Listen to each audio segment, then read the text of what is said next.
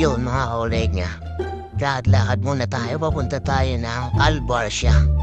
So nandito tayo ngayon sa Alcosais. Pupunta ako sa aking pinsan. At doon muna ako natulog habang inaantay ang pupuntang Barcia. So ngayon nandito na tayo sa Albarcia mga kauleg na. So lakad-lakad na tayo sa harap ng tatlong mohong na to. Ito ang itsura ng Alcael dito sa Albarcia.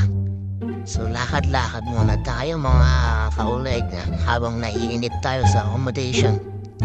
So kita-kits tayo dyan sa Albarcia mga kauleg na. Today is my day off. At ito nga po na ang aming accommodation mga kauleg na yan. Parang motel, parang hotel. Alright, masaya-masaya tayo. Nandito tayo naka-stay sa accommodation mga kauleg na kahit hindi ganun kasaya. Basta isipin, uy namatay ang ilaw. Basta isipin lang natin na masaya tayo kahit di tayo masaya. Ito na ang aming room, nagbukas na ang ilaw yan.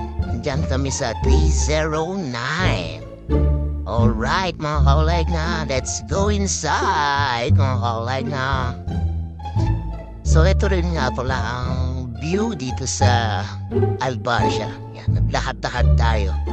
Habang gabi pa, wala kasi tayong magawa sa bahay.